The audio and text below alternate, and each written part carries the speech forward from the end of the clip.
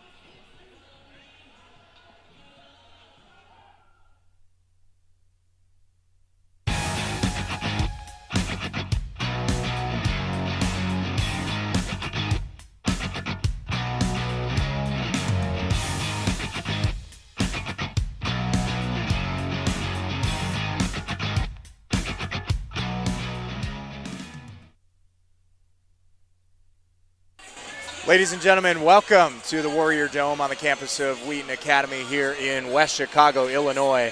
It's a historic tri-meet here between the Wheaton Academy Warriors, the Chicago Hope Academy Eagles, and the Montini Catholic Broncos. So excited to be with you here tonight. My name is Derek Johannick. I'm a proud alumnus of Wheaton Academy and Wheaton Academy Wrestling. And along with me is my partner, Jake Wilson. So glad to be here, Jake. How are you feeling for tonight? I'm looking forward to it. It's going to be a great try here tonight. Montini's ranked second in 3A in the state of Illinois, and Chicago Hope is ranked fifth in single A. It's going to be a great matchup. There's a bunch of wrestlers to watch out for tonight, and it's going to be great matches tonight.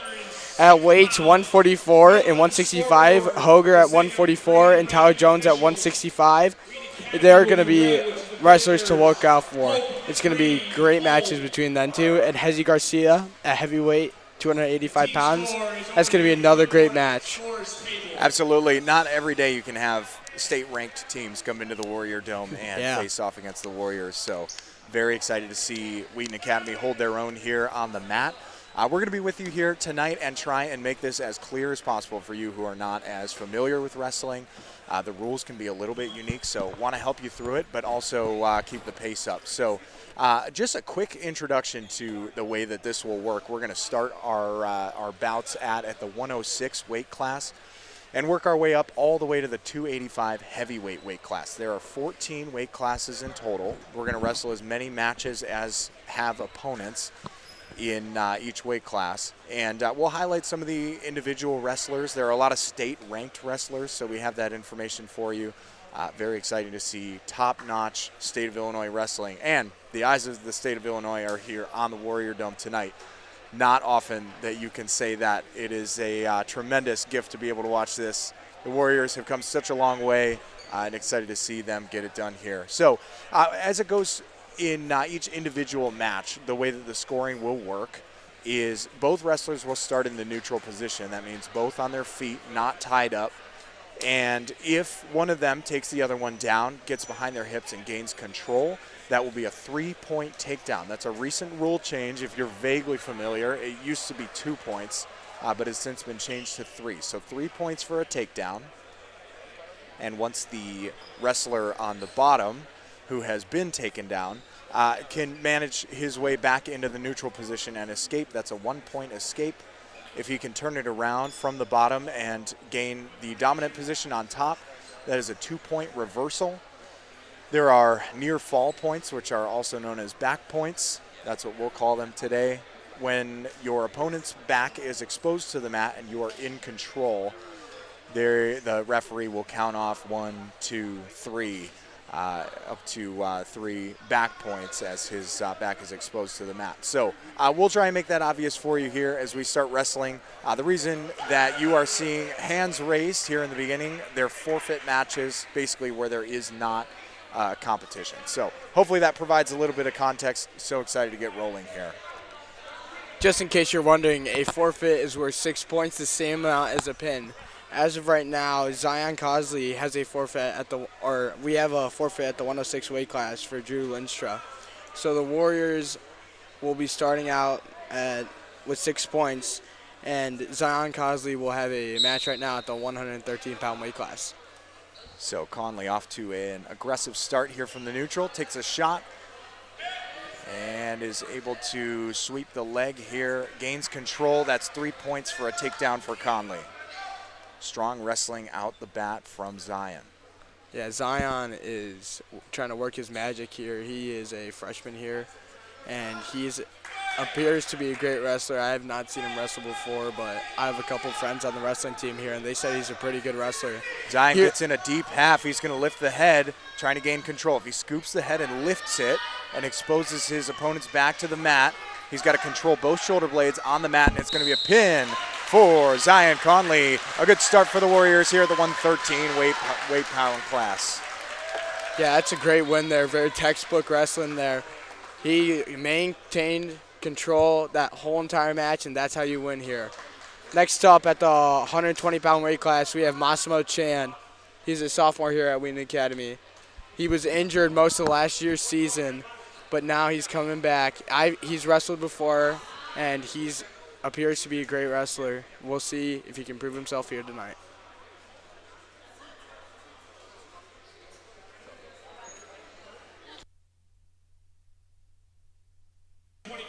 Berg from Chicago Hope, and for the Warriors, Massimo Chan. So it's going to be Chan in the Warrior singlet, Berg from Chicago Hope in the Navy. And again, this is the 120-pound weight class. Let's get it going here. Let's wrestle.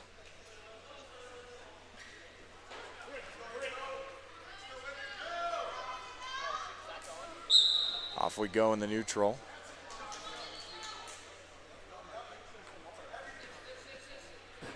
A lot of this neutral position wrestling is just feeling each other out, trying to find a weakness.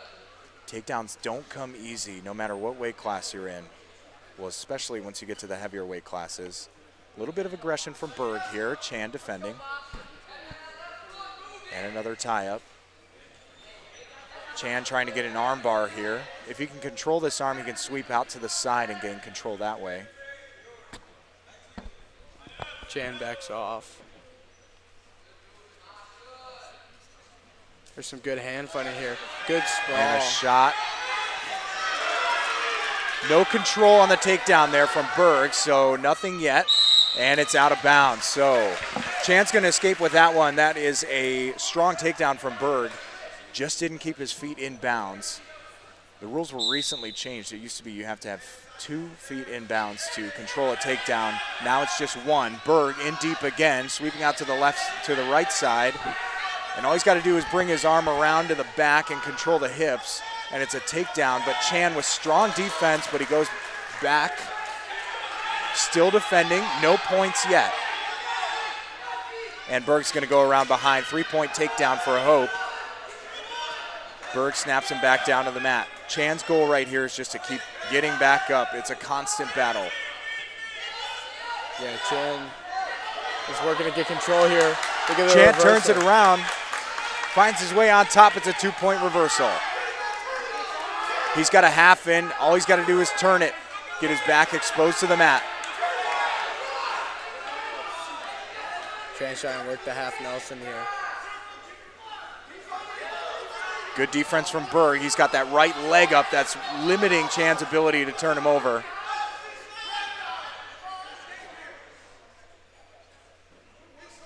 Ten seconds left here in the period. And that is time in the first period. So now what you're going to see is a coin flip from the referee. Wheaton Academy wins the toss and chooses down. Now, Jake, the reason why someone would choose down is so that they can get a point pretty easily. An escape is usually the most easy point to get on the wrestling mat. Yeah, it's pretty much a free point there. But if you're good and able to control top, it's always a dogfight. The point of being down is you have to explode off the whistle here to catch your opponent off guard there. And you just got to be able to explode and have speed and agility for both this, and also great defense to be on bottom. And in a close match like this, all Chan needs to do is escape, and we have a tie match. 3-3. Chan and Berg fighting it out. 140 left in the second, and strong neutral ties again. A good snap by Berg, but Chan with good defense. He's lowered his head, and he's got a chance to spin around. Here goes Chan looking for a takedown. He got it. The referee gives him 3-point takedown, but Berg on the defensive throws a headlock.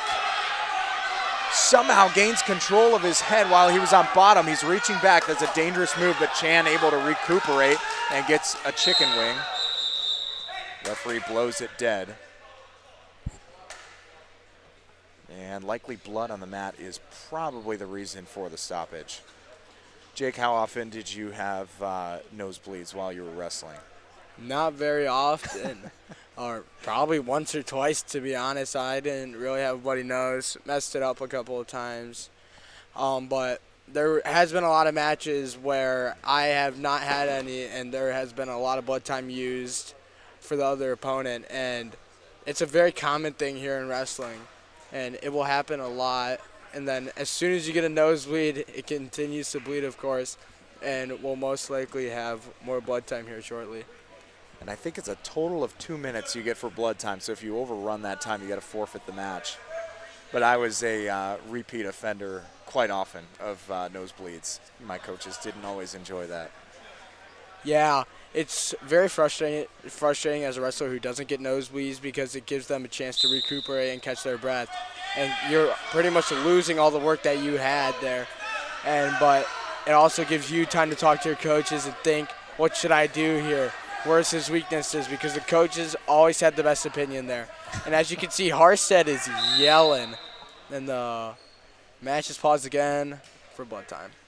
So a quick move from Berg there off the whistle. And that's the goal when you're in the down position, is you want to make a quick move right off the whistle, catch your opponent off guard. But Chan with good top control there to start. However, it was stopped pretty early again. And another rest for Indigo Berg here.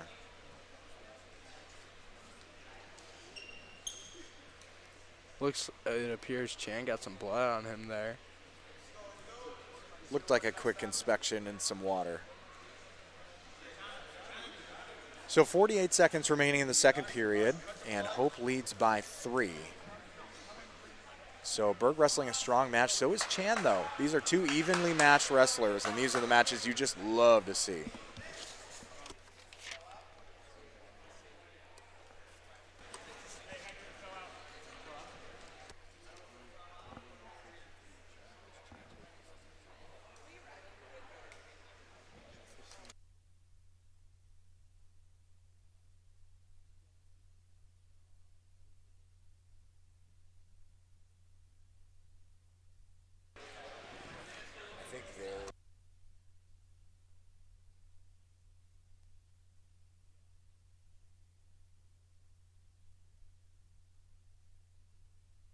So for those of you watching online, that should be 6-3 Warriors.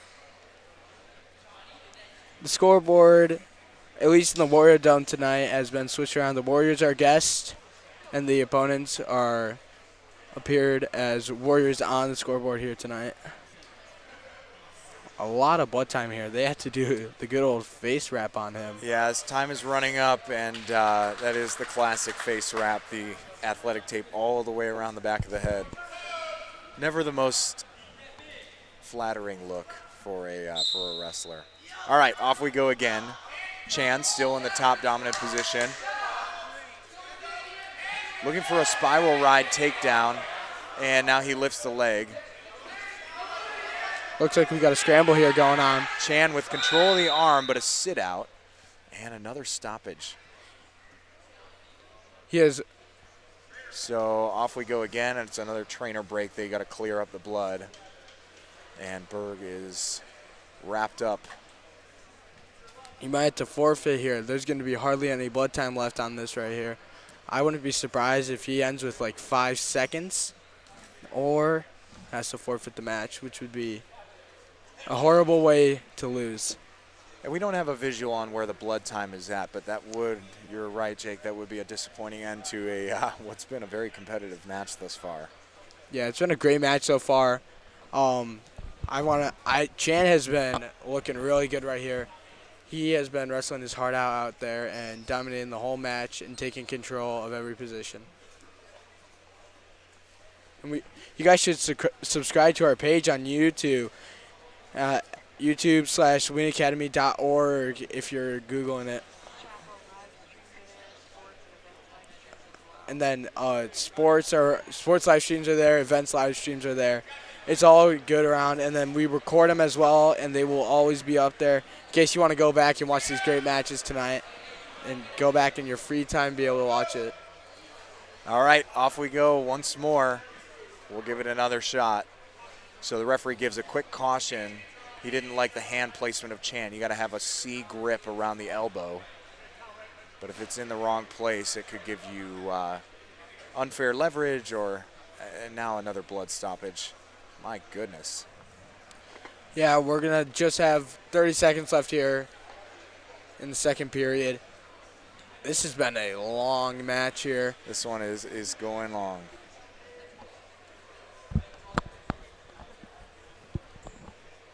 towels are working overtime here. Yeah, they sure are. Hector's going to have a lot of laundry to do tomorrow. All right, let's see if we can get it done this time. 30 seconds left in period number 2. Chan still riding, looking to keep control. Berg looking for an escape. Chan grabs the leg, gains control again, looking to snap him down. And unable, he's still in a tripod, and down they go. Chan still trying to keep control. He's at risk of flipping over to his back. And Berg looking for a reversal. Berg grabs the head. Some great defense there by Chan. That should be back into the neutral. I'm surprised he hasn't given him a 1-point escape just yet, but he stops it for blood once more. And the blood is pretty easy to see on this white mat. That's no doubt. That's a good thing, though. The worst thing is you're wrestling, and then sure enough, you look down your knee after the match, and your knee has some blood on it. Kind of gross, to be honest. But there's a high shot of forfeit here. Just a missed opportunity for the fans here. This is a great match and well wrestled by both wrestlers. But that's a strong start from Berg to try and get the reversal off the bat. Wasn't able to get it and switched to just trying to escape from that, and he did, and he got out. However, was not given the point, it doesn't look like.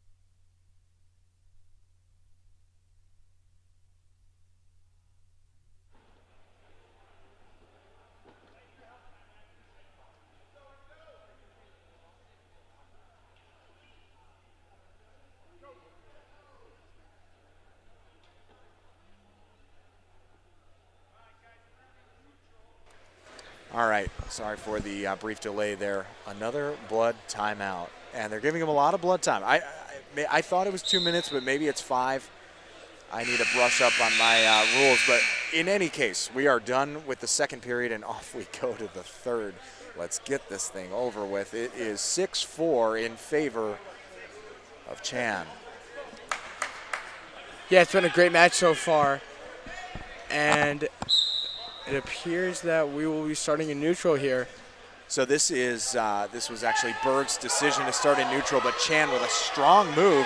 He's got the opposite leg and he's lifting. He's in deep, he lifts him up, looking for control behind the hips. And Chan gets 3 points. That is a great move there by Chan. Caught me off guard, to be honest. And a 1-point escape. That's on purpose by Chan. He feels strong in the neutral here. He's going to try and throw the arm by and grab an arm bar. Doesn't get it. A shot from Berg. He's going for a desperation heave. Chan with good defense. If he gets this takedown here, we will be all Chan tied looking to grab up. the ankle. That's very good defensive moves. He's got to hold on to that ankle.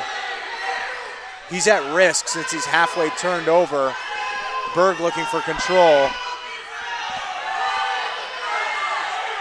Great defense here by Chan. We might get a Chan stalemate holding call. on for dear life. Berg trying with everything in him to try and turn him over. But Chan holding onto that leg just like he needs to. And the referee is going to stop it for a stalemate. Great play there by Chan. That might have just saved him the match right there. If he got the takedown there, they would have been tied up at 9 apiece. But great defense there, smart play to hold on to that leg and get a stalemate call there. Would have been a 1-point match, but it would have changed everything. Berg in deep again, looking for a takedown, and he gets it. Berg makes it a 1-point match. It's 9-8 in favor of Chan. He lets him up. It's 10-8. A takedown wins it for Berg. Chan just trying to defend here. He looks gassed. Holding on. Good defense from Chan. He gets backed up across the edge of the mat. It's a near takedown. He's only got 1 foot in, and he's out of bounds. Chan saved by that foot coming up off the mat. He had control, and that's what the coach is arguing. The coach is arguing that he had a foot in bounds while he had control of his hips, but the referee didn't give it to him. 13 seconds remain in this one. And Chan just trying not to get taken down. This is do or die here for Chicago Hope. Chan gets driven to his back at risk, and it's a 3-point takedown for Berg. A last second and a victory for Chicago Hope. What a win for Indigo Berg as Chan gets caught off guard. It appears both wrestlers were gassed there. What a good match. Chan was dominating that match, and then a last-second takedown gets the win for Chicago Hope. I mean, let's just talk about what a hard-fought match that was. Through all the blood timeouts and just a tremendous effort by Indigo Berg to stay in that match. There were a lot of times that it looked bleak, could have given up, but he kept fighting. That was a tremendous effort from Berg. Chicago Hope proving their steel here. Buckley Kazmierzak is up for 126. The match is underway. So Kazmierzak encounters an early shot. Grabs the ankle here to defend. No control yet, so no takedown. And on the other end here is Obadiah Willis. Kazmierzak brings him down, a 3-point takedown. Strong turnaround there from Buckley after a hard defense to start the match. They go out of bounds and they'll reset at the center of the mat.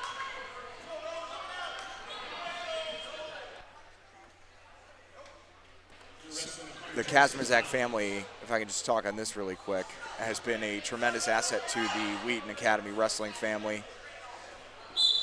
They've brought, I believe, Buckley is the 3rd or the 4th. I lose track at this point. They're all tremendous wrestlers, just high effort all the time, and they've really set the tone for the culture in this program.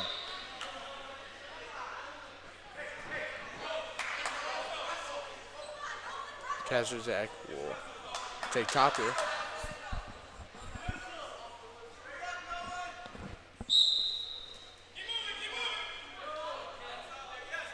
So Kazmierzak goes for a suck back, doesn't get it.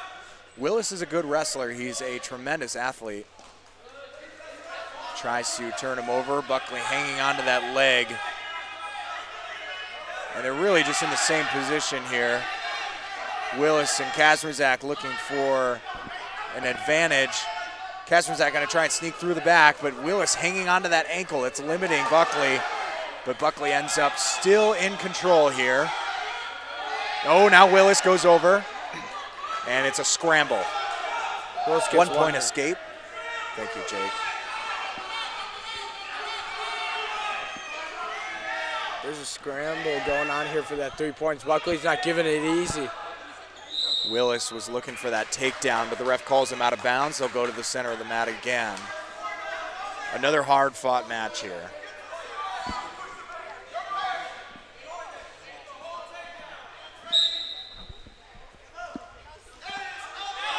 Shot there. Now they're in another scramble here. They are fighting hard for this takedown. Willis hanging onto the leg. Kazmierzak trying to gain position. No points yet. Willis looking for control, and he gets it. 3-point takedown for Obadiah Willis. And that puts Hope in the lead here 4-3 with 5 seconds left in the period. And that'll do it. That'll bring us to the coin flip here.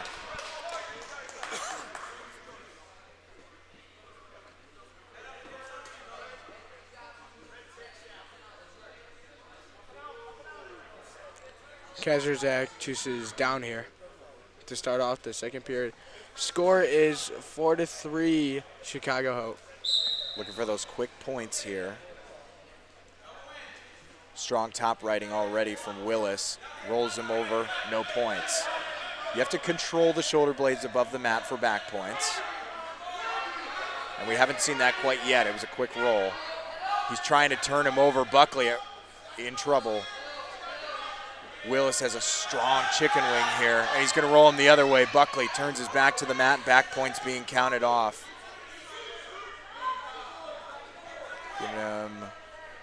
Giving him 4 back points.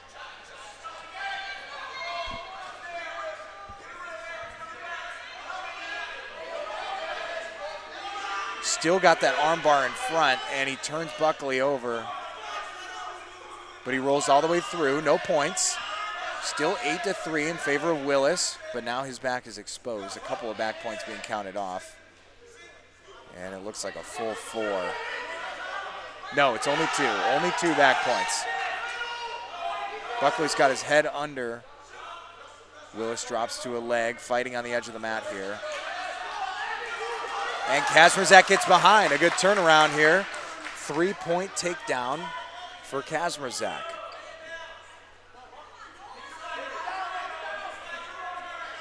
And a little stoppage on the edge of the mat, but Willis makes a move, tries to roll him over. The second that he senses that weight too high on his body, he's going to try and roll him through. Kazmierzak seeking a half, looks for a power half. That's where he puts his elbow, his forearm into the head and tries to leverage his way into turning his opponent over to his back. Willis with the escape and a subsequent shot.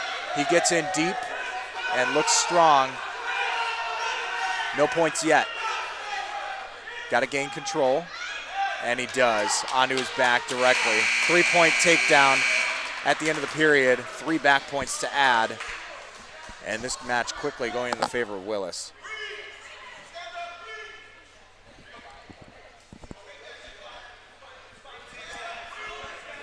Chicago Hope takes down here. It has been a dogfight out here so far, but Chicago Hope has been owning this match right now. We'll see what they can do here.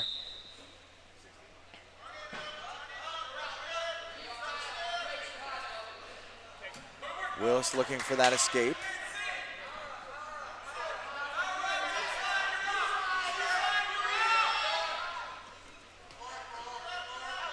And up and out goes Willis. That brings the score to 17-7. Kazmierzak trying to close the distance in this match, but Willis finding his way into a takedown from that shot.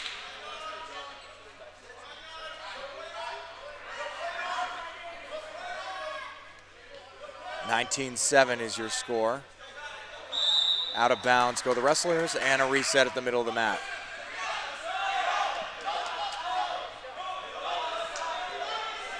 Kazmierzak hustles back to the center of the mat. Love to see that hustle. Warriors are on bottom here. And a quick stoppage. Ref gives the Hope wrestler Willis a quick warning. It's all about hand placement up in the top position.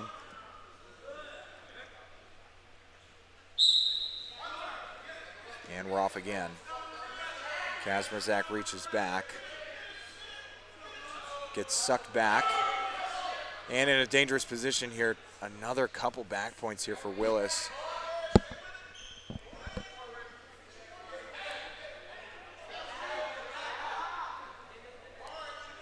And that would bring him to 14 if he were to be given these back points here.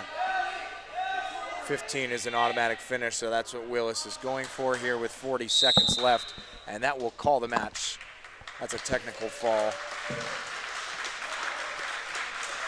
Chicago Hope wins that match 19-7.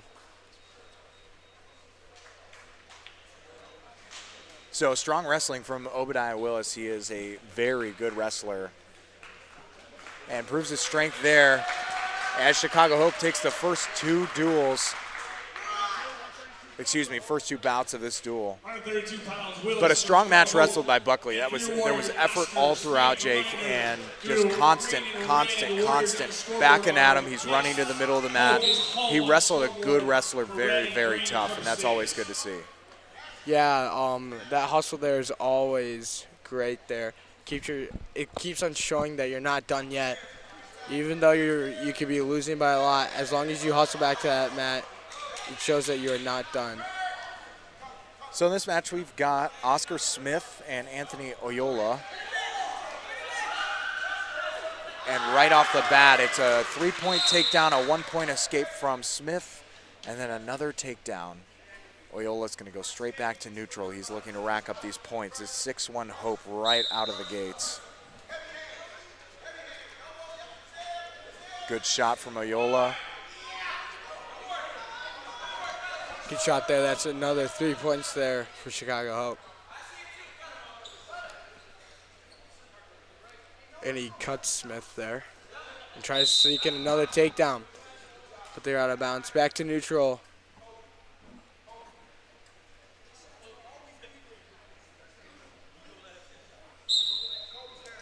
So they tie up again. Strong arm from Oyola. He's going to try and position Smith here. Smith's got to rely on his defense here. Got to whizzer hard. And just strength here from Oyola as he brings him to his back. Gaining control. He's got to pin 2 shoulder blades on the mat to get a pin. As I like to call it, you can't see daylight underneath those shoulders. No daylight under those shoulders as Oyola with a dominant victory there. Hope looking very strong out of the gates. This is why they're ranked 5th in the state. Next up, we got Eli Shin at the 138-pound weight class here. Now we're going to see Chance Woods on the other end, also ranked in the state of Illinois, so another strong wrestler. He's actually ranked at the 144-pound weight class. And for your Warriors, Shin. Woods was a state qualifier in 2023, 24, and 25. Woods is the Hope wrestler in blue, and Shin in the maroon.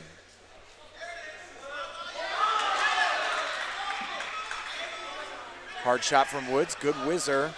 Shin turns him over and comes right back up. So no points in that whole exchange there. No points there. Shin hooks the ankle. 3 points. Shin wrestling hard, 3 points.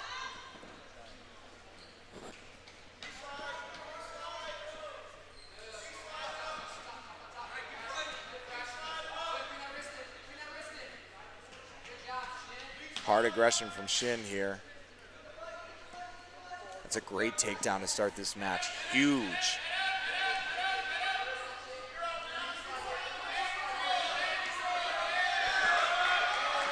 Woods tries to sit out and gain some position. Shin sticks right there with him. Shin trying to grab the arm and gain some leverage. And he ends up getting the left arm. Woods was looking for a roll there. You could see him tuck his arm. That's a telltale sign, but couldn't get it. You gotta wait until the weight shifts further forward, and Woods with a great turnaround. It's a reversal, 2 points, and that makes it a 1-point match once again. Woods hard top righting Shin, trying to get out of it, and calls him out of bounds. Here we go, back to the middle of the mat.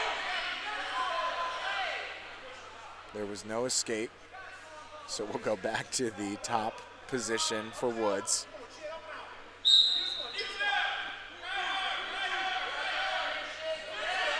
Shin with some quick moves and a 1-point escape, 4-2 in favor of Shin.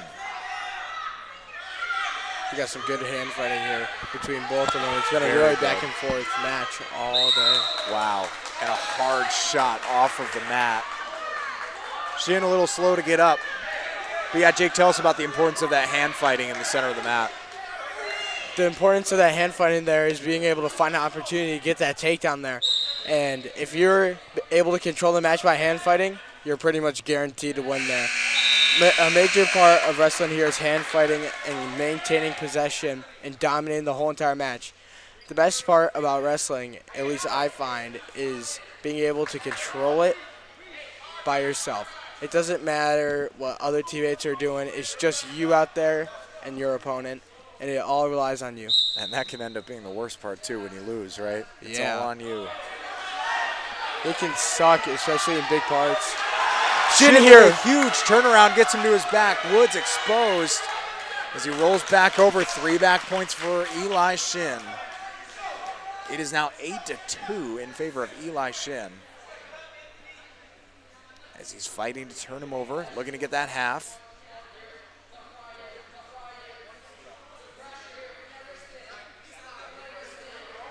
Grabs the wrist, brings it back. He's trying to turn him over that left shoulder, and here he goes. Oh, he's got the right arm all the way under Woods' body, and he decides to go with another move. Unreal, just throws the half, and Shin drives it. He's got a chance to turn him over, and he does. Shin trying to gain control. He's a little too high on his body here, so Woods just rolls right through. Shin right back, sucks him in. He's got a shot at a pin here. Eli Shin. Bang! What a win there by Shin.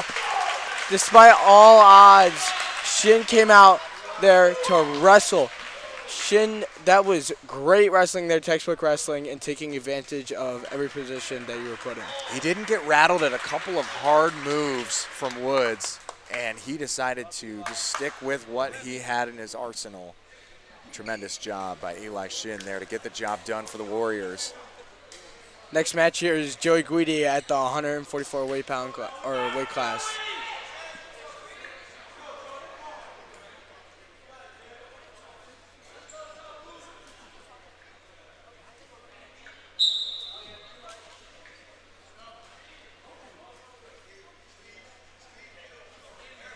Hard shot from Hope.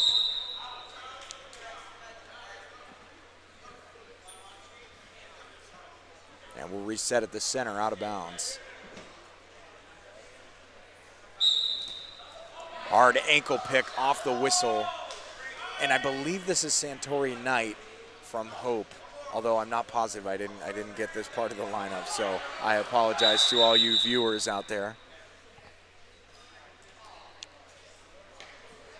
Knight's a strong wrestler, but I'm going to go ahead and refer to this wrestler as Chicago Hope here. But Guidi's going to want to watch out for this ankle pick right off the whistle.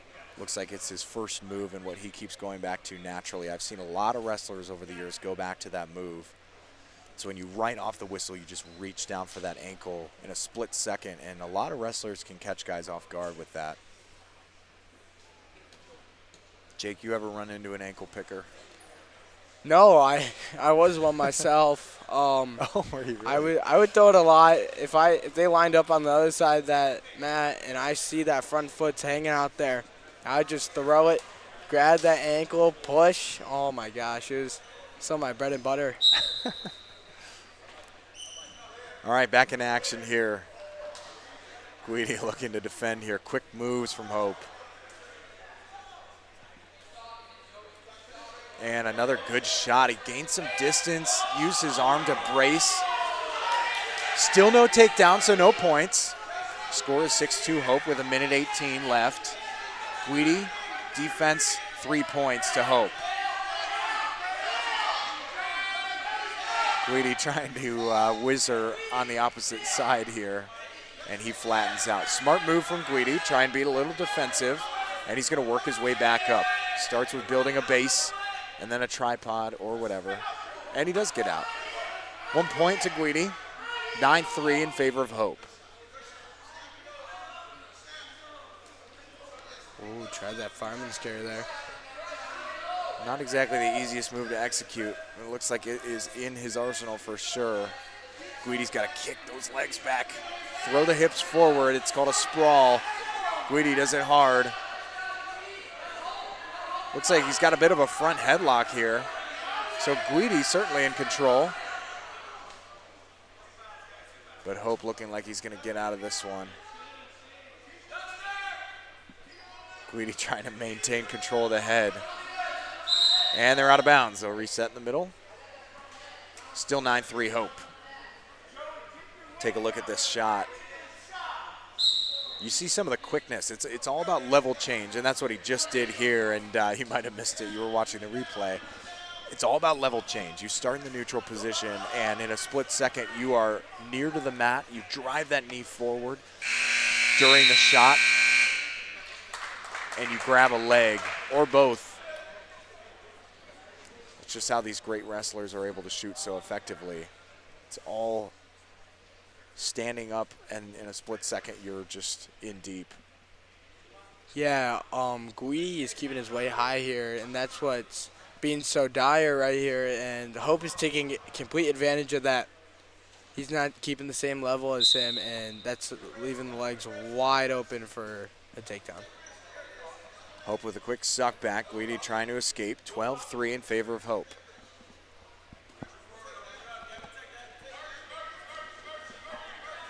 Looking for the opposite arm is Hope.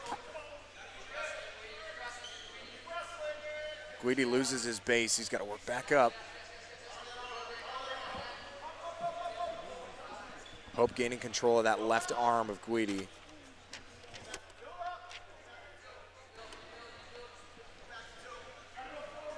Good post. Step up from Guidi. And see if he can get out of this one.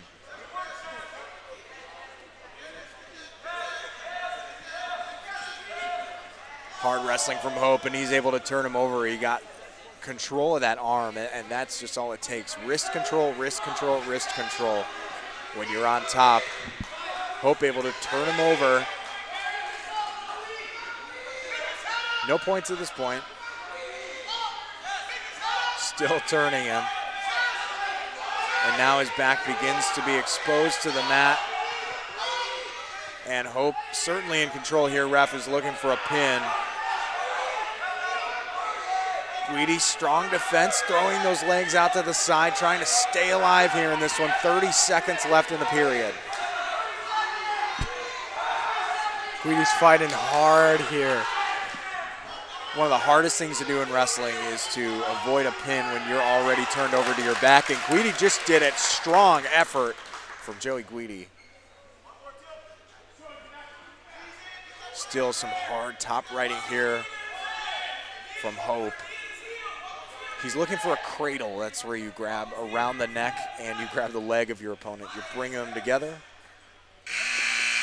And the whistle blows to end the second period, so Guidi gets out of this one. Timely buzzer there.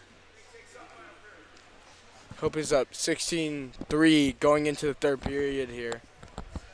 Guidi needs something big here to take home this match.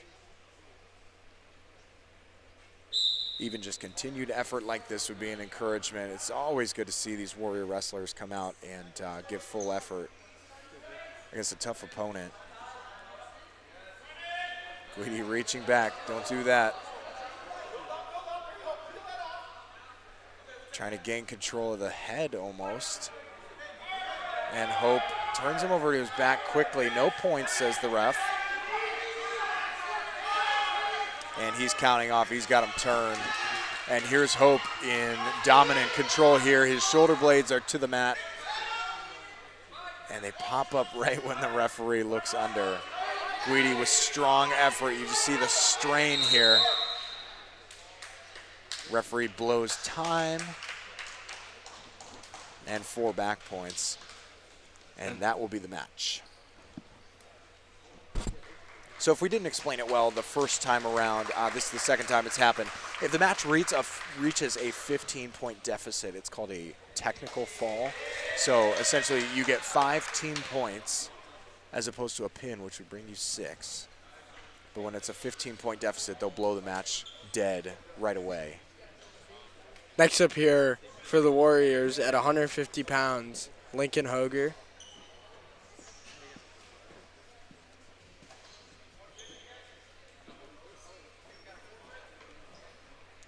And it appears Chicago Hope forfeits here. So I believe we'll be able to see Lincoln wrestle against the Montini wrestler, and that will be a fun one to watch. Lincoln's one of our very, very experienced wrestlers here at Wheaton Academy. Done a tremendous job over the years. So that will be fun to see him in action against Montini. Another forfeit here, and the reason you're seeing these forfeits is because Hope doesn't have guys listed in those particular weight classes, so the team with the wrestler that's there will earn a forfeit. And here we are with another bout. At 165 pounds, the Chicago Hope, Galvez, in for your Warriors. Now this is the match to watch here. Tyler Jones is one of our best wrestlers here. Tyler Jones, a state qualifier from last year. He didn't do the best at state, but this year I think he could do very good. Yeah, he's a tremendous wrestler and puts a lot of time and effort into perfecting his craft. Also, a standout on the football field. Was a lot of fun to watch him this year. Yeah, I think he was the third. He had the third most yards in the state on average carry. He was great running back out there on the field. Hard shot from Galvez, and he does get in deep, but Jones with great defense to just be able to roll through. And that is all an instinct thing, to be able to sense that his weight is a little too far forward and just go right through. Gets back into neutral. That's a great move by Jones. Just the other weekend, Tyler Jones reached 100 career varsity wins here at Wheaton Academy as a Warrior. Yeah, what an accomplishment that is. So cool to see Warriors dominating on the mat. Still sensing where strengths and weaknesses are here in the first minute of the first period. Jones with a hard shot, gets a single leg. He's going to suck it in, switches to a double, and a strong takedown from Jones. 3 points to Tyler. That was a great move there. It caught the Chicago Hope wrestler really off guard. He didn't think he was shooting there. He thought it was a fake, and next thing you know, you're on the mat. It's the strength of setting that shot up over and over again in the first minute, and you like the defensive style from Jones until he switches to the offensive. Trying to rotate this arm here, gains some leverage, and he does flip him over. Jones with a great move, back exposed to the mat. Galvez trying to fight his way up.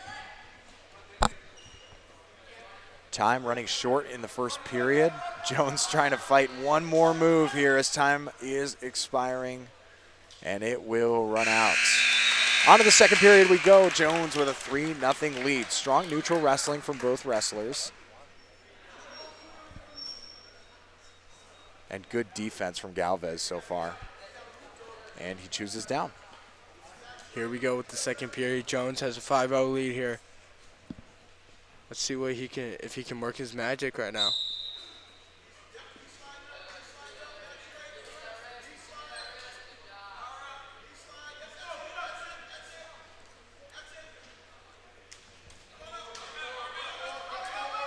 Galvez working his way up, and he's going to escape. It's a 3-1 match. Narrows the lead to just 2. Great sprawl from Jones. He tries to throw him around. Can't do it. Galvez straight back into the shot. That takes a lot of fortitude to be able to switch right back into a shot after an escape. Jake, you know the struggle, I'm sure. Oh, I 100% do. It's always a hard thing to defend because you think, oh, you're good, and then you're going to re-tie up, but next thing you know, the guy has your leg. It's very hard to defend. And we get a stalemate call there, and a stalemate is when there's nothing happening, and the ref decides that nothing is going to happen. Yeah, both wrestlers in a position where they can't advance.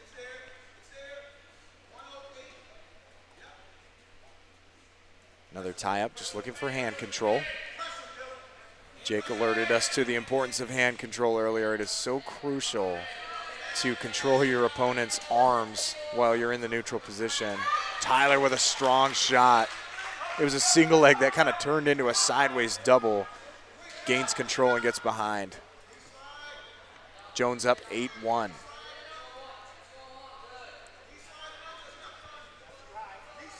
.35 seconds remaining in the second period. Jones can't seem to find anything when he's in the top position, but he's been dominant in neutral. Tyler going to try and suck him back. Good sit-outs from Galvez. Jones trying to run the spiral ride here. Honestly, trying anything. Galvez is strong on the bottom position. Yeah, he's playing really good defense here. And that's always hard as a wrestler. Trying to pin a guy is one of the best things about wrestling, and the main part of wrestling is being able to defend and control positions. And everyone's got their strong suit, right? So some people are really comfortable when they are in neutral. They're good shooting or they're good at defense. And then you got guys who are stronger on top or bottom. And they'll usually gravitate toward choosing one of those positions when it comes time for a coin flip.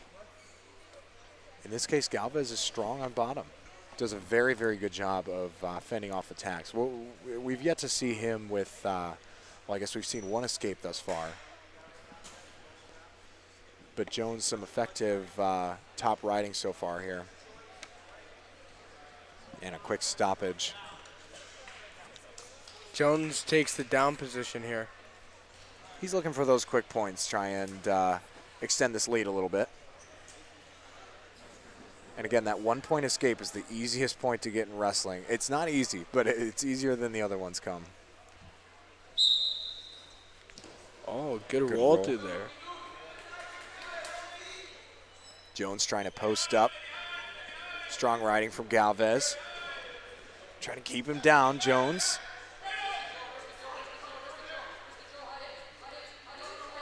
Jones rolls through. Ooh, tries to grab the head.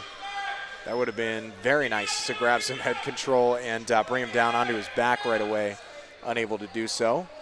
Another roll. Cartwheels on the mat here. Jones trying to create some space is what he's doing. It's been effective so far, just hasn't been able to capitalize. Yeah, Hope here is playing really good defense against the roll there. And you know what you can notice about these two wrestlers as they are in the top and bottom position is Galvez has a lot of strength in his upper body. Just the way that he's able to fend off moves and to he's strong posting up when he's on bottom. He's strong when he's riding. And that's due to his upper body strength. You can even just tell. Jones takes a shot in deep, single leg, brings him down. No control just yet, and the ref gives him the 3 points. So it'll be 12-1 in favor of Tyler Jones. 35 seconds left in the final period of this one. Some feet staying in bounds and a 1 point escape for Galvez. He's going to try and take a shot. Oh, and a little bit of aggression here on the edge of the mat. Referee going to call them and correct it. He did not like that action. There was a little bit of extracurriculars when they were on the hardwood there. So a quick correction. We'd love to see that out of the ref. And we are back with 20 seconds left.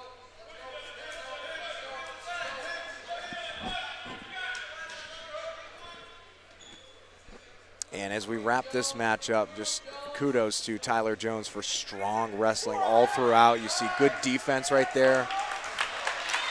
Just has done the same thing over and over again, and that's strong defense, strong riding, strong on bottom. He's just a versatile wrestler, and you see it right there. Great match there by Tyler Jones. Capitalizing on that, winning 15-2. This sure does help out the team here. You love to see strength in all three phases of the sport. That's something that Jones carries with him into this season. And he's looking for a second straight state berth this season. Yeah, he sure is. Next up, we got Tor Carlson for 175 pounds. He's a first-year wrestler here at Wheaton Academy. That is a major accomplishment, being able to be varsity as a first-year wrestler. Warriors, Tor Carlson. So Martinez here for Hope and Tor Carlson for the Warriors. They tie up and we get going. And Jake, as you were saying, you know, Tor Carlson, a first-year wrestler. Yeah. Moving up to varsity, that's a tall order. Yeah, apparently there was an injury at the 175-pound weight class, and Tor stepped in. I think that was his third match ever. Wow. And unfortunately, sometimes you get those quick ones, but you just love to see Tor stepping up to the plate and wrestling varsity here in his first year of experience. Absolutely love to see that for the Warriors. And a strong match wrestled by Ismael Martinez of Chicago Hope. Next up, we got 190 pounds, Joe Sinez.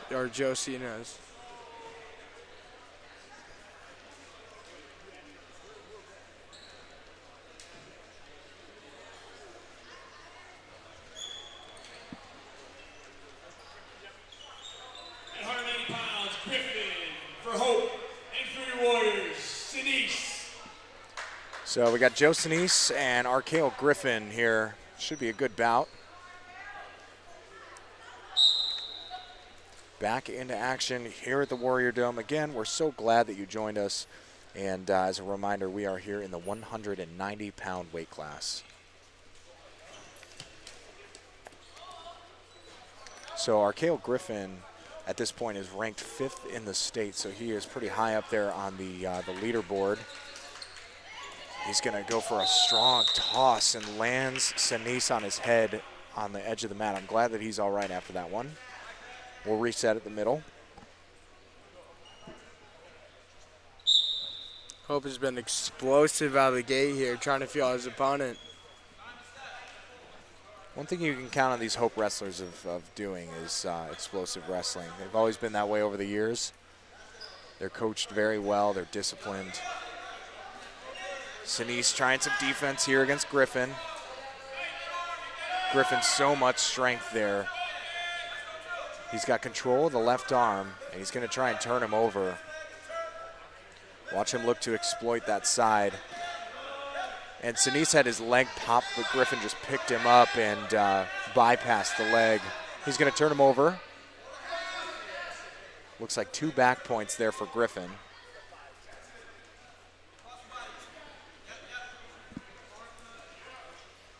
And an escape for Sinise. 5-1 in favor of Griffin.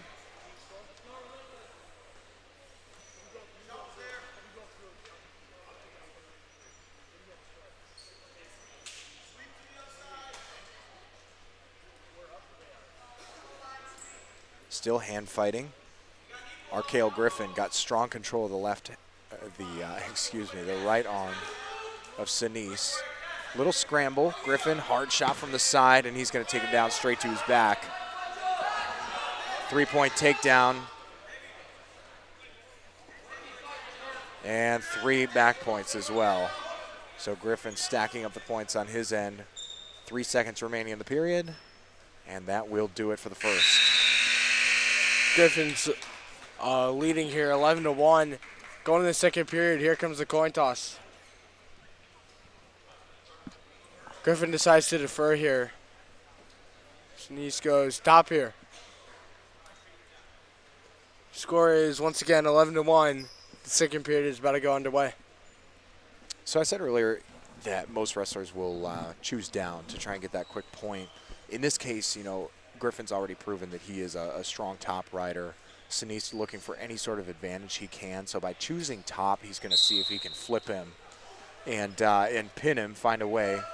Looks like ref called a locked hands. That means he's got 2 arms around his body without an arm in between. So he's going to give Griffin a point here. Now the score is 12-1 Griffin.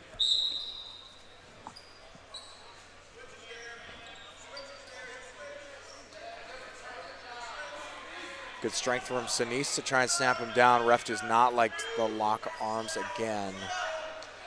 Griffin looking for the headlock, and he gets it. He's really committed. Yeah, straight to his back. He awards Griffin the 1 locked arms point.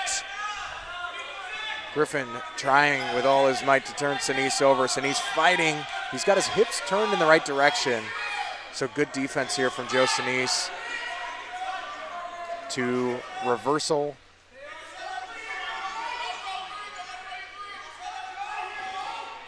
Excuse me, I don't know why the ref issued a reversal. That should have been near fall points. See the fight in Joe Sinise's eyes as he fought off that pin for a while, but it is the experience of Archael Griffin that wins the match. Great match wrestled by both wrestlers here. Griffin with a pin, and we move onward. Next up for the Warriors, we got Ian D'Souza at the 15-pound weight class. Sorry there, I said 50. But that was a hard match there. Tough opponent in Griffin. The Chicago Hope and for your Warriors, Ian D'Souza.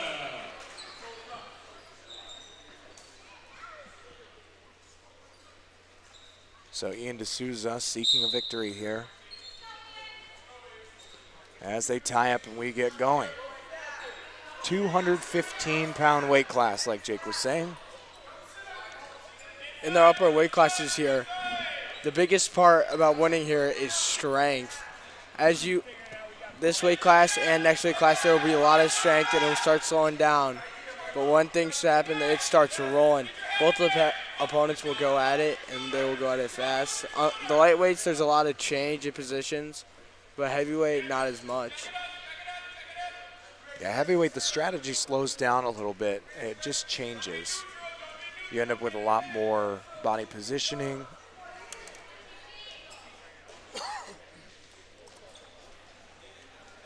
Guys fighting off stalling points. You're going to see a lot of these tie-ups in the heavier weight classes in the neutral position. Guys just jockeying for position.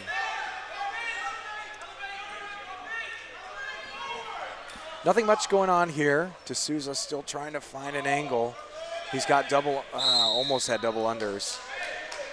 And it was hoped that went for the throw near the end of that, but they were out of bounds before he could try. That was good hand fighting right there, very textbook.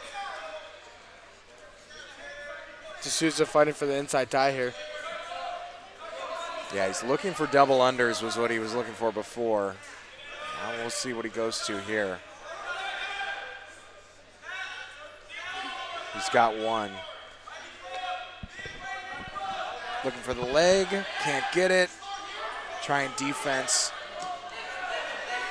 And the Hope wrestler throws himself to his back, but somehow gets out of it. Still no points in this crazy interchange. And it's D'Souza that brings him to his back. Back points being counted off. D'Souza looking for control. Two shoulder blades on the ground. No pin quite yet. Oh, out of as bounds. He's off of the mat. What an effort from D'Souza to roll through that. It's a 3-point takedown and 4 back points, so it's 7-0 in favor of Ian D'Souza.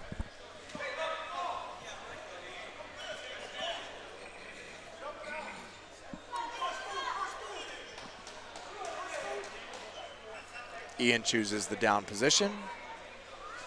Hope on top. First move is a leg out to the right side, try and post up into a tripod. He's able to sit out, and a great move from Ian. And it's a 1-point escape. The score is 8 here, Wheaton Academy Warriors. Once again, I'm guessing we're going to have a long hand fight here. But that's a huge part in the upper weight classes is maintaining control and also winning that hand fight. Because once you go down, it's really hard to get up. I can attest to that over my years. If I ever took a bad shot, you are stuck. I once had a hard sprawl from a 285-pound wrestler, and let me just say, that was no fun. Oh, 100%. I was not an upper weight class wrestler myself. I was in the lower, but I would not want to take a sprawl from a heavyweight. So strong wrestling so far from D'Souza. And we've got a stoppage on the edge of the mat. It looks like maybe a poke to eye. Never a fun thing to work through. This was a hard effort here from D'Souza on the edge of the mat. Tried to get that shot. Good to see effort. But Hope tried to throw him through. You see a lot of the strength of this Hope wrestler here is in the upper body. He's trying to do throws as opposed to taking shots at the legs. Yeah, I think we'll see that keep on going on in the match. The Hope wrestler just keeps on trying to get D'Souza closer to him so that he can just throw him, but he's 0 for 2 right now on that throw. Well, he's caught him off guard a couple of times here. Almost had him on the edge of the mat, but somehow did not wind up with any points. D'Souza's been really looking for this inside control in the neutral position. Good defense from Hope. And they're grappling.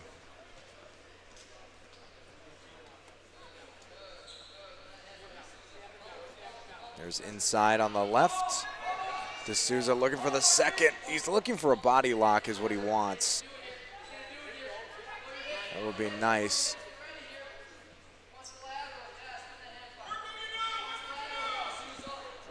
Almost, but good defense from Hope to fend that one off. D'Souza driving, might try to snap him back.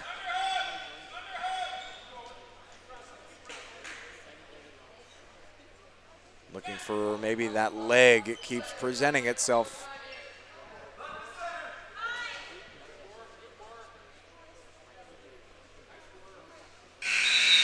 And a hard tie-up all the way to the end of the second period. So a bit of a stalemate here in the neutral position. Lots of matches just go that way.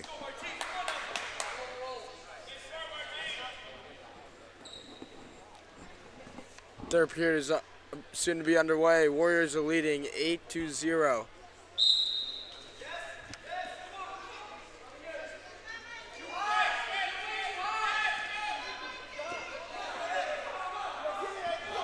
So you hear, go ahead, Jake. That was great there. D'Souza almost, that was a sketchy position. Being higher up is not good on top because you can get rolled through very easily to lose possession or control, I should say. And also, you can get rolled through your back in these upper weights. That's a classical move for most wrestlers. But he maintained body position extremely well there. I was a little freaked out there, honestly. I thought he was going to get rolled to his back. But he maintained his hits back, and that was great wrestling. Oh, a great suck back here from D'Souza. Brings him straight to his back. He's exposed. Referee looking for it. D'Souza looking to scoop the head. If he scoops the head, he's going to gain control. And he pins him. Ian D'Souza with a strong showing here for the Warriors. Dominating at the 215-pound weight class. Good to get those 6 points. Next up here for the Warriors at the heavyweight weight class, 285 pounds, is Hezzy Garcia. He's a great wrestler. He is my favorite to watch on this Warriors team. And for your Warriors, big Hezzy Garcia. So this is Masawal Evely of Chicago Hope and Hezzy Garcia for Wheaton Academy. Garcia is a veteran of this program and had some strong showings over the years. He's currently ranked with honorable mention in the state. Hezzy's he's a thrower. He will lock up top and dominate that way, and he does right there. Great control of the body. You see weight distribution is just fantastic. He knows exactly how to adjust. Hezzy scoops the head, getting control, strong fight. Hezzy's got to scoop that head, got to lift it. It's amazing. Oh, and he pins him.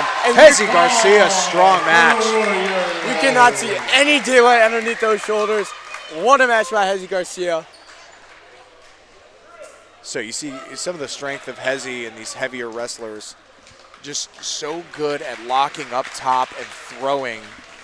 And it was Hezzy's knowledge of his weight distribution, where to move his body to gain control, that really won that match. He was so good at adjusting his way through the match.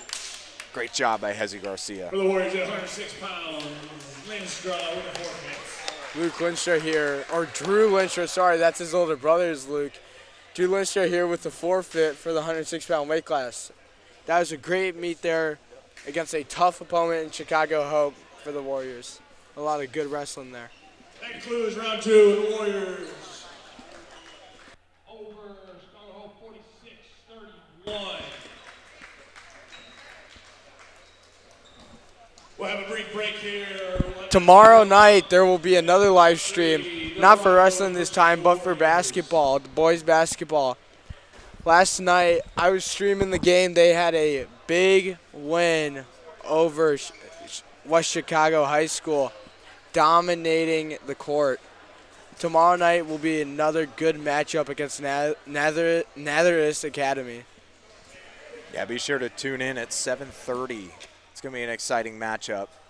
Nazareth is a strong school in all sports. I remember over the years them being a very strong football school. They've got good wrestlers perennially. The proud alumnus is J.J. McCarthy, who's playing quarterback for the Minnesota Vikings right now. They're a sports school. We'll see if Wheaton Academy can get the job done. Also known as 9. I wouldn't say playing well, but I'm a big football fan myself. Bear down. So that concludes our first matchup between Wheaton Academy and Chicago Hope. There's a lot of good wrestling over the board, and we're going to see Wheaton Academy take on one of the best teams in the state. In fact, arguably the second best team overall. Montini Catholic is currently ranked second in the 3A division, which is the biggest division. They're a tremendous wrestling school, lots of experience across the board. We're so excited again that you are on board with us, but stay with us. Wrestling is going to resume in just a few minutes, so stick with us, and we'll be back after a short break.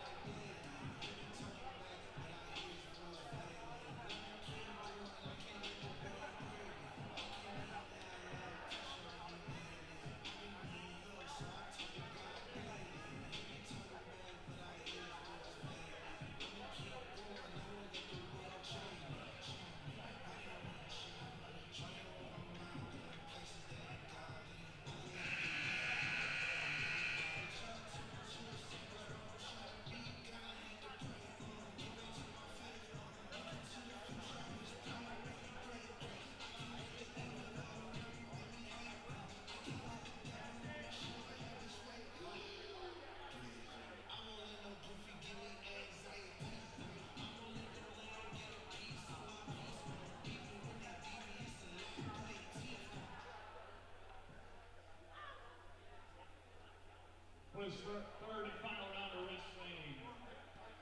Wrestling will begin at 106 pounds and a crunch.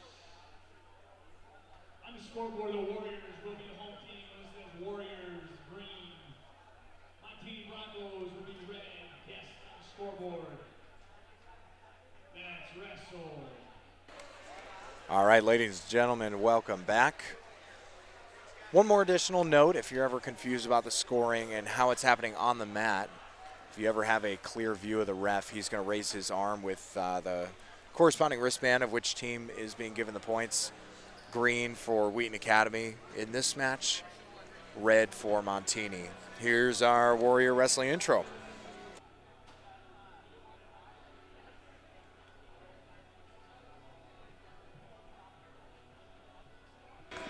Here comes Drew Lindstraw for the 106.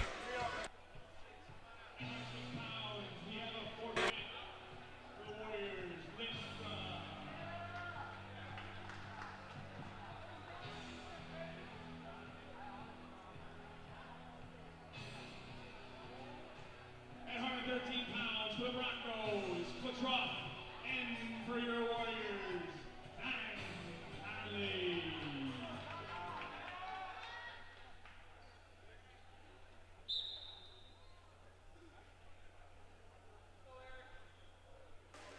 All right, off we go here. Wheaton Academy and Montini matched up. 3-point takedown. This is Eli Klicharov for Montini. And for the Warriors, Zion Conley. Another 3-point takedown for Eli. On the edge of the mat, keeps the foot in. More control, another 3-point takedown and back points. Eli Klicharov ranked 5th in the state for 3A. A lot of these Montini wrestlers are going to be beasts. Guys ranked pretty highly in the state of Illinois. Yeah, Montini is a really good team. I don't know anyone that goes to Montini, but one of my good friends and my old wrestling partner goes to Marmion now. And seeing how he has become wrestling at a great school, it's crazy. And there's a pin for Eli Klicharov of Montini. So, interesting you make a point about Montini and, Marmion. Marmion is actually ranked 1st in the state. Montini 2nd behind them. Yeah, I'm kind of, since I got a friend there, I root for Marmion, but when it comes to team state and how individual wrestlers do, it's going to be a great state tournament this year. Massimo Chan up for the 120-pound weight class here. Here's Alan Wu, ranked 4th in the state. And it's Massimo Chan matched up against him. Wu strong wrestling out the bat. Looked for a cradle, couldn't find it. He's going to go for the takedown, 3 points. Wu circling pretty hard here, trying to find an angle. Chan looking to fight his way back up. But it's Wu maintaining control. Rolling toward his back. He's looking for back points. Nothing awarded yet from the referee.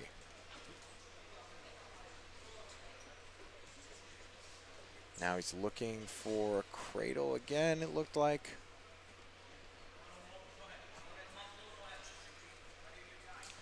And Wu cuts him here. Wow. So a lot of these wrestlers will cut guys, and Jake, when you say cut, they're letting them back up, giving them a 1-point escape, and they're going to get more experience in the neutral position. Or they're going to widen that scoring gap if they feel like they can't do much in the top position. In this case, Wu just quickly rolls him over.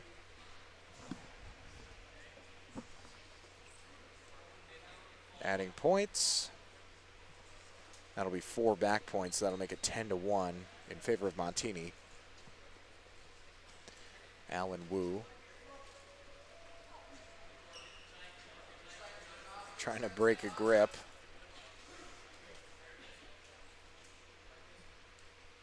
He keeps going back to that leg. He's either going for a Turk or a cradle, something of the like. I wouldn't be surprised if we saw a tilt out of him here, locking that leg. He's already tried that a couple times. It's an easy way to get back points there. And here comes the Turk.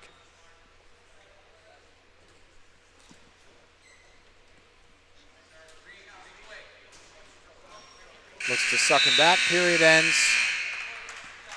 So good wrestling on the bottom here from Chan, fending off some of the attacks. That's what you want to see to gain some experience, especially against a very, very good wrestler.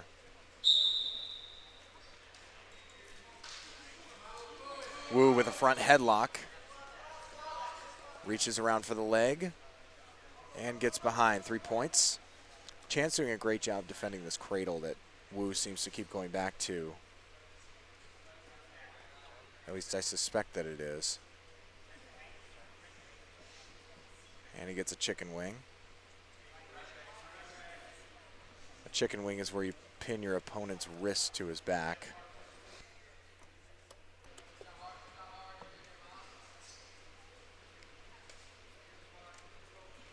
Still looking to gain something here is Wu. Not seeming to do much in the top position. Chan's defense is pretty strong. Here's a half from the right side, and he drives it hard. He's got it in deep. And Wu turns him over to his back. Back points being awarded, and this should be the end of the match. And it is a pin.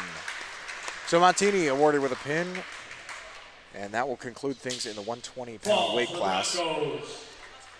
That's a good wrestling there by Wu. He controlled that whole entire match, and just great wrestling there. Great taking advantage of positions. Roberts, and for your Warriors, Buckley Kazmazak. Buckley Kazmazak up here for the 126-pound weight class. Buckley, Kazmazak, and Rusity. Rusity in the maroon. Kazmazak in the white. Buckley taken down quickly, 3 points for Montini. Kazmazak trying to get out of this one. He cuts him, 1 point to Buckley. Rusity, another one of these guys. He's ranked 3rd in the state. He was a state qualifier last season.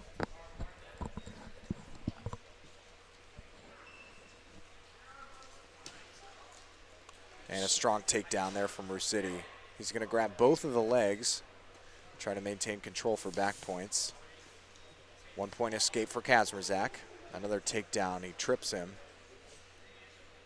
That body lock to a trip was pretty effective and very fast from Bobby Rusity. Pushes him off the edge of the mat. And after all that, the score is 15-5.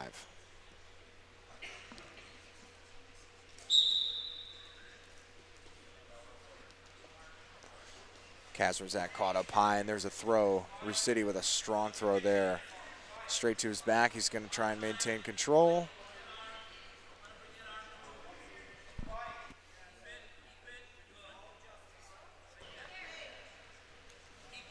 Kazmazak, good fight. Looking for that leg.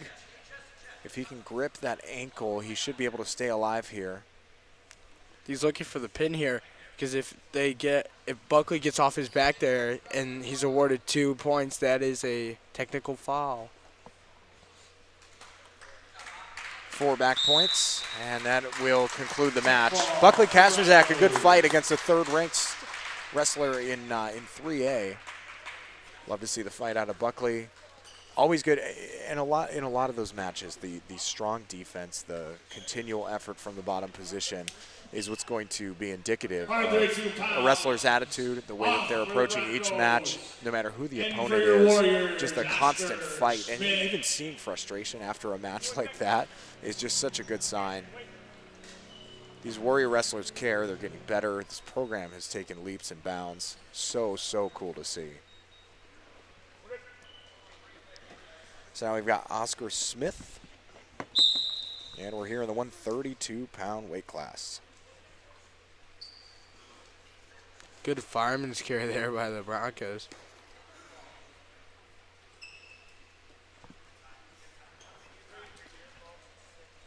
And for Montini, this is Michael Malizio. He's ranked 3rd in the state.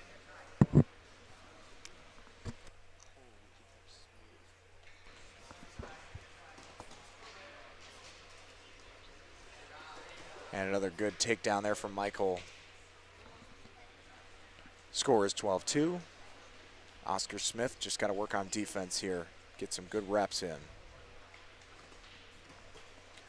Great move to single leg adjust to the body. Michael with another 3. Trying to put the legs in. It's a move that a lot of wrestlers will go to. If you can put the legs in, it's like Gollum did in Lord of the Rings. He did it at one point. Very, very effective. But you can control someone's entire lower body because you will go where your hips go. It's just like skiing or snowboarding. Jake, we were talking about our love of that earlier. Yeah, we were. You go where your hips go, and that's the same thing in any sport, especially wrestling. So when you're able to put the legs in effectively, that's going to neutralize your opponent. So Michael showed that right there, and that was another good match wrestled by Oscar Smith, working out some good defense. See some progress from these Warriors. These are fantastic reps to get as a program. For the Broncos and for the Warriors. As most people say, and I know Clark Jarstead says, or iron sharpens iron, and these tough matches will get the Warriors way better, and getting some good experience is a great thing to have. And wrestling higher competition is always good.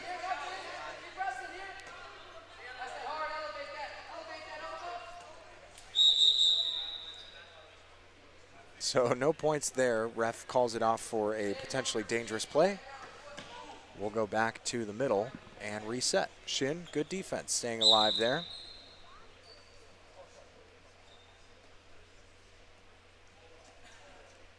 And one of the things that sets a good program apart is you just see some of the strong moves from the neutral position that Montini comes out with.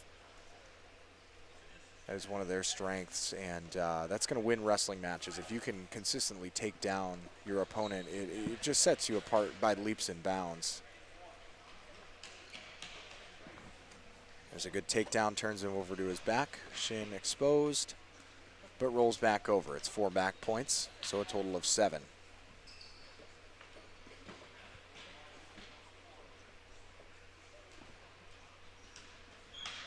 I think he's got an arm bar on that right side, turns him over it. Oh, good bridge by Shin. He's up on the top of his head.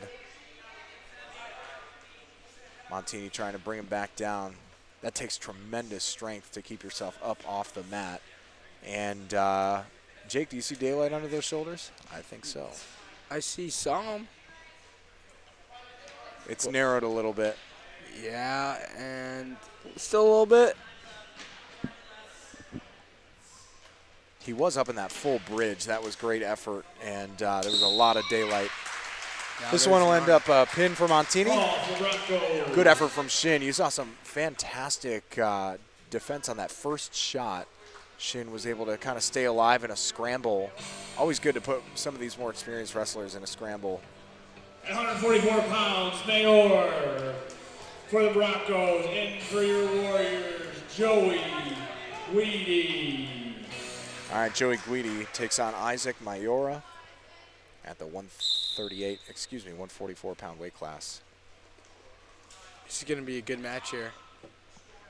I can feel it.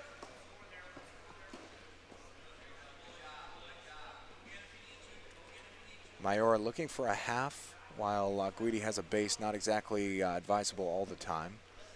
Guidi with a 1-point escape. Mayora goes for an ankle pick, brings him down. Great ankle pick there from Mayora. That was smooth.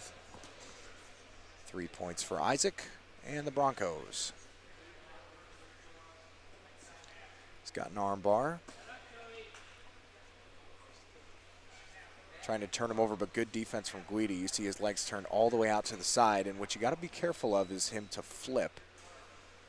Some of the more experienced wrestlers will sense that your legs are thrown out to the side, and they'll flip sides really fast or just suck you in.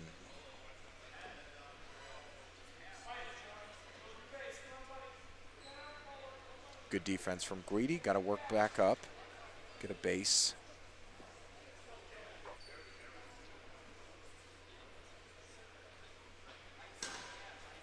Nothing much happening here. We'll see if the ref calls for some action. I wouldn't be surprised if we see a stalling call here.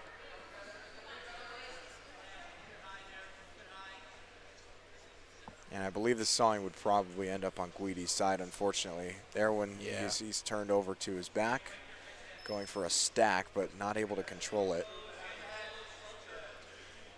Mayora still in control here, even though it doesn't look like he's behind his hips. He's actually got his back exposed a little bit. Not quite enough for near fall points. Yeah, no swipes yet. Great defense there by Joey Guidi. I was his wrestling partner last year. The hardest thing to do to him was pin him, honestly. When we went live, it was always a dogfight out there and always went down to points. Some guys have a knack for getting out of a pin situation.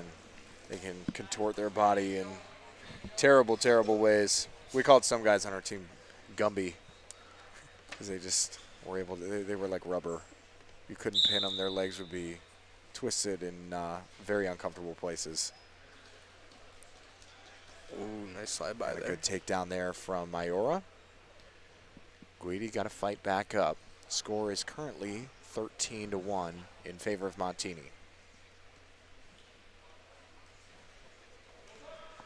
Wrestling around the edge of the mat, close to an out-of-bounds call. And it looks like that is what Mayora is looking for. But Guidi keeping that leg in bounds. Personally, if I was Guidi, I would try getting out of bounds from rework to the center of the mat. Well, it cuts him into 1-point escape. There's a shot from Guidi. Good reps there. Give it a good effort. Good spin around from Mayora. And another 3-point takedown for Montini.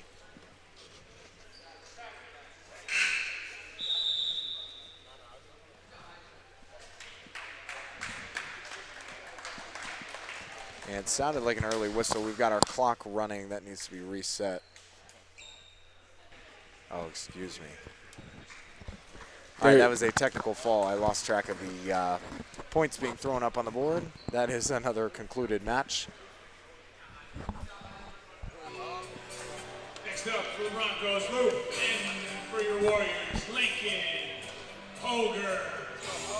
All right, this is Lincoln Hoger. Could be a very good match here. Hoger is ranked in the state for Wheaton Academy.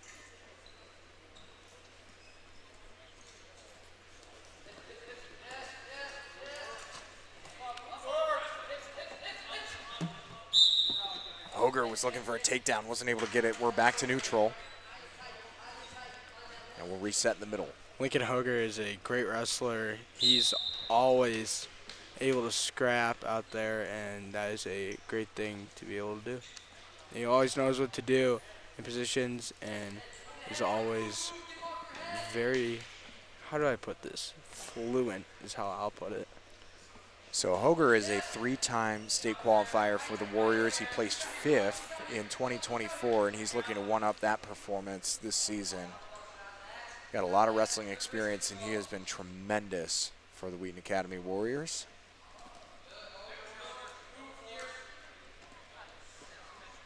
Hoger trying to roll through. He got caught a little bit there, and he's going to go back the other direction.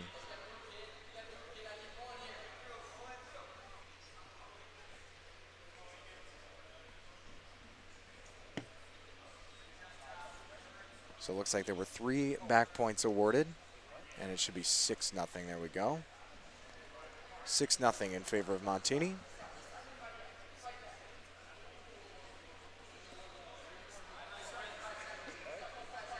Hoger's got to fight out of this one. Strong riding from Montini here.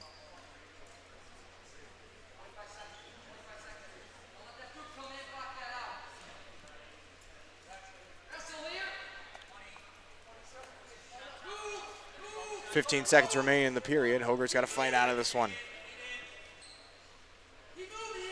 Hoger looking for his one here. Out of bounds here. They'll move back to the center. Hoger will be down. Trainer was called. Sounds like a blood timeout. And Hoger, some strong wrestling here off the bat against a very, very good opponent. 6-0 is the score. It looks a little bit tighter than that. It was just one move that he was caught in that he ended up on his back for a little bit. Was able to roll out of it. So the match is a little bit closer than it looks. We'll see if Hoger can pull his way back into this one.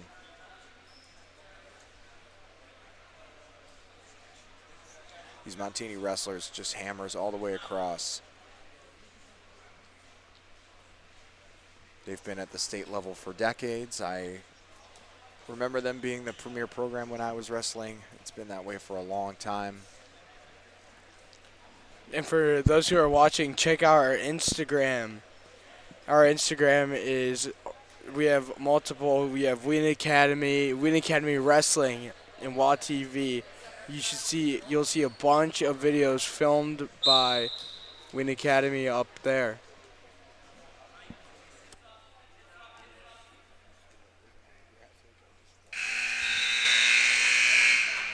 The first period comes to an end here. Broncos 6, Warriors 0. On to the second period here, and neutral is chosen as the position of choice. So some hard wrestling. They're jockeying for position. And Montini's been the stronger wrestler here in this match in the neutral position. Hoger looking for hand control. Good fight, lots of snapping down. That's going to create space.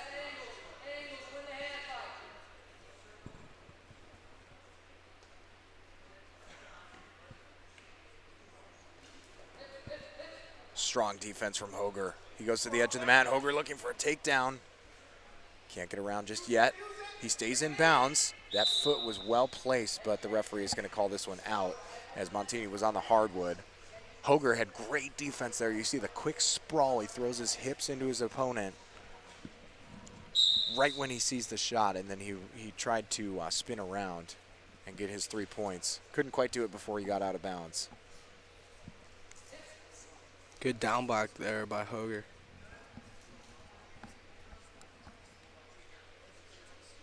Tied up with their hands in the middle of the mat. Looking for the trip is Montini.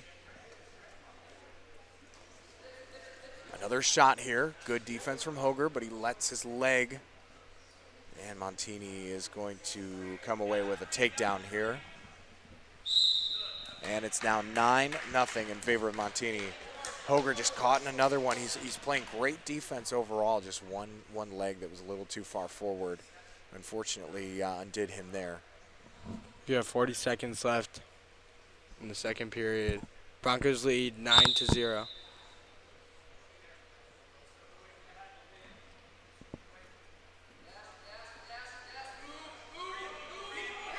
Hoger, constant movement on the bottom. He's creating space. You see he's got some space with his arm, and he jumps out, tries to get his escape. And Montini, unfortunately, gains control again. Hoger's still fighting. It's that constant movement on the bottom that really separates the good wrestlers. And you see that from Hoger. He's constantly looking for moves that he can exploit. Montini trying to roll him over. Hoger's got an ankle and hangs on to the end of the period. So off we go into the third period. And again, Hoger in a lot tighter of a match than it appears. That's 2 takedowns and 3 near fall points that are the difference in this one. And Montini's going to choose neutral. He has been dominant. And the third period is underway. Hoger needs to do a lot in this period to come back from this 9-0 deficit. Hoger gets a leg caught, but a strong whizzer. Good defense from Hoger on the edge of the mat. Great sprawl there. And it's a throw by for Montini, but they're out of bounds. No points, we'll go back to neutral. Great defense on that good shot. You see Hoger's experience playing to his favor here. Circling in the middle. Hoger looking to either gain hand control or change levels here. He's sticking to his guns. He's strong on defense, you can tell. And it looks like that's his approach in this match. Strong double leg here for Montini. Hoger. Trying to get wrist control. That'll get him out of this sticky situation. Toward the edge of the mat. Montini's got a single leg, tries to pull him back in, and he gives him the takedown. He did have 1 foot in. That was a very nice move from the Montini wrestler. That's good wrestling there. Hoger is down 12-1 here. He has to work some magic here to be able to pull out this win. Only a minute remaining in the match here. See if Hoger can work his way into an escape. That would be a nice upward turn toward the end of this match.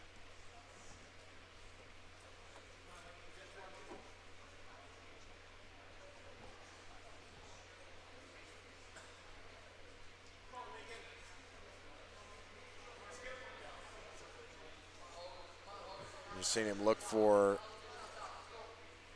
always looking for something to turn your opponent over on. When you're on top, looking to seek hand control, use that hand to pull it under, limit him from being able to post up and avoid from being turned.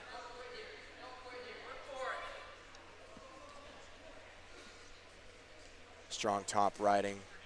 Hoger still fighting on the bottom. Been consistent movement from him. That's been, I think, the biggest encouragement. Just seeing him constantly fight. He's a good wrestler, lots of experience.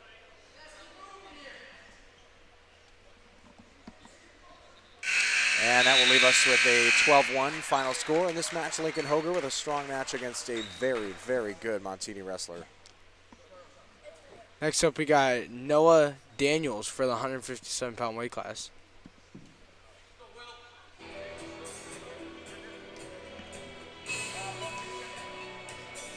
£157 for the Broncos, Condor, and for your Warriors, Noah Daniels.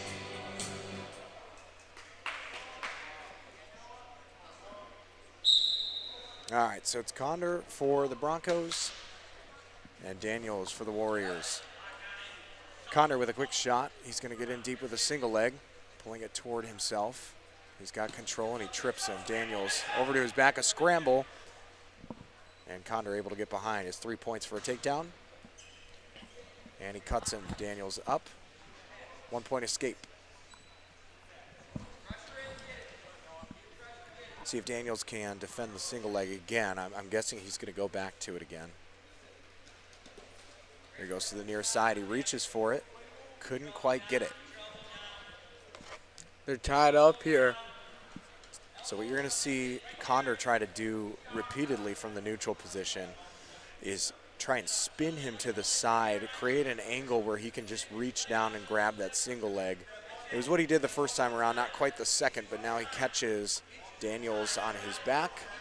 Daniels fighting. You see those hips turned. Consistent effort from Daniels. Looking to avoid being pinned. Only one shoulder blade on the mat there. 4 points near fall. That'll make it 10-1. 40 seconds remaining in the period.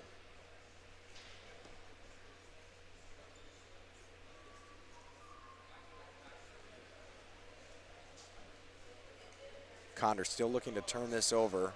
He's got an arm bar on the left side.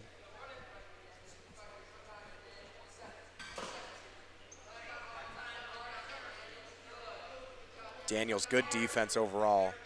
As he finally gets turned here. Still only one shoulder blade. He's close. And Condor's going to get his pin. Strong defense from Daniels. Good effort from the Warrior wrestlers overall here today. And that brings us to our next weight class, the 165. Here comes Tyler Jones for the 165-pound weight class. He won his last match, which was a hard-fought match. We'll see what he can do in this one. It was. He ended up in a bit of a dogfight. Even though the score was a bit lopsided, it was a fight the whole way. For the Broncos, at 165 pounds, Nick Maurer. And for your Warriors, Tyler Jones.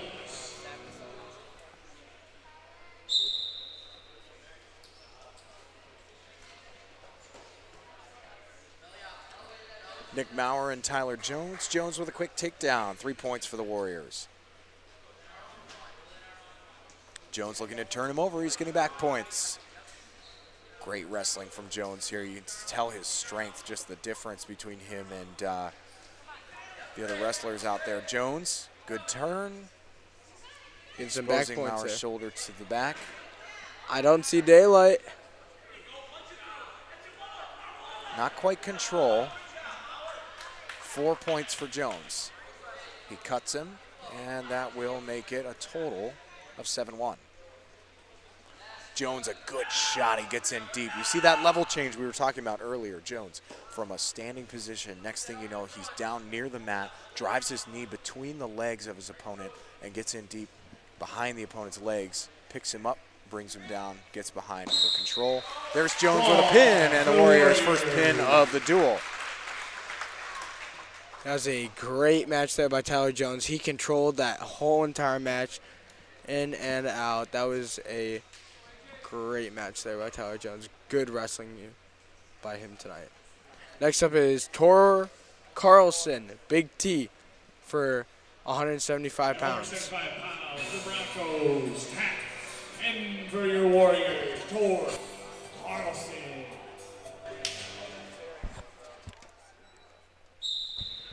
So here's AJ Tack, also ranked in the state. Tor Carlson for the Warriors. Tack gonna cut him pretty early here. Tack goes for the left leg, switches to the body.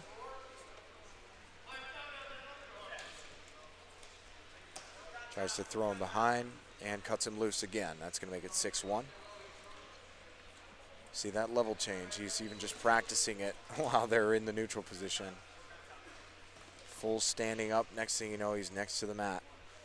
He's gonna take him down here, looking for back points. Back points being awarded. And that'll end up being 4, I believe. There's the 4. Broncos lead 13-2 against the Warriors. AJ Tack, a very strong wrestler for the Broncos this season. Carlson building a base. That's step 1.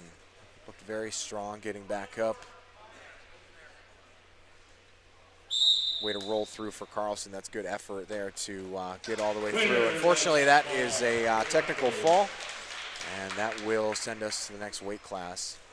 If we can go back a little bit to Tyler Jones, you just see some of the difference in strength between him and other wrestlers. That sets you apart at the high school level especially. And particularly in these higher weight classes, the guys who are stronger just have a way of tying up, building position just as a function of their strength. So Tyler leaning on that this season. Really hope that he can put together another great campaign like he did last season. Off for the Warriors is Joe Sinise here for the 190-pound weight class. This is Kevin May for Montini. Sinise and May circling, building hand control.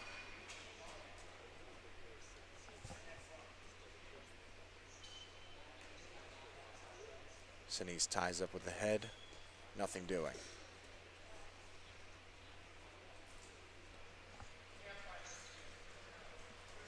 Not too much action over the course of the first 40 seconds of this one.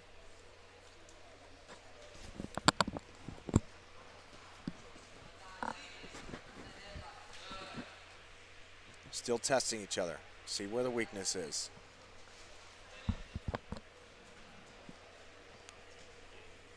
Got to work angles here. If Sinise can work to the side, that would do him wonders. Quick shot, but May not able to latch onto the leg. Sinise, good defense.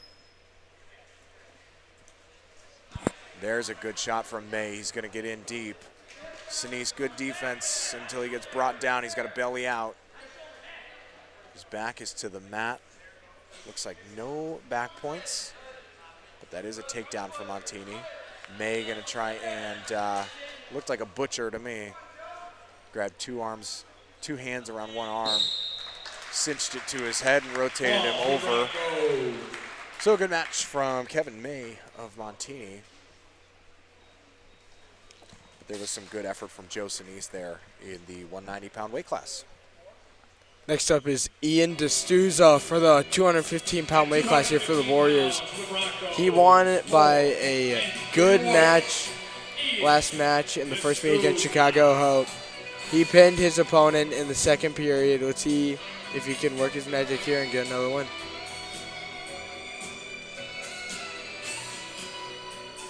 So D'Souza and Moore matched up.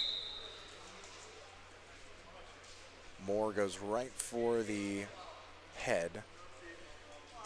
Looks to me like he's looking for something upper. Looking for an arm bar or something of the like. D'Souza going to try and work his inside control. He did that all match last time. He likes those double unders. He tried going back to that against his previous opponent.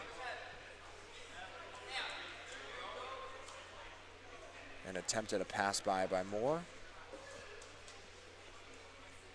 D'Souza still trying to find position.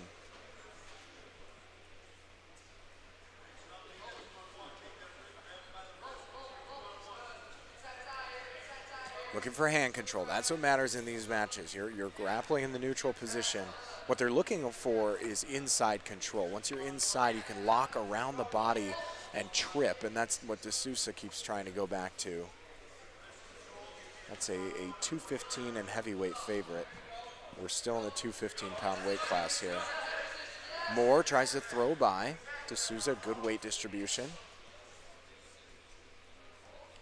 There's a lot of good hand fighting here going on. As I mentioned earlier, it's a key part to wrestling and seeing what your opponent's weaknesses are.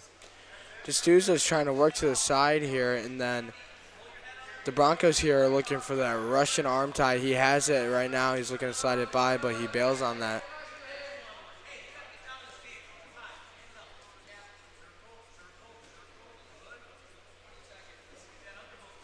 And the Russian arm tie, it was named so because the Soviets developed it as a tactic. They had a dominant wrestling program back in the 70s, 80s.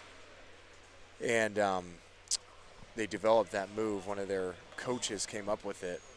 They were very effective at using it and dominated in the Olympics and on the world stage by introducing that one. Nobody knew how to defend it. So it's where you go off to the side of the wrestler and you're almost standing side by side, but you have the arm pulled tight. It sets up a lot of other moves, like just reaching down to the leg or getting behind the body. All right, on to the second period. D'Souza chooses down. He's going to try and get a quick escape. 1 point Warriors, and D'Souza in the lead against Moore. Here comes more hand fighting. We'll see if anyone can get anything here. D'Souza, great shot, and you just love to see that effort, even if it's on the edge of the mat. That's consistent effort from D'Souza, and the ref even likes to see that. That will limit your stalling calls. Back to the middle in neutral.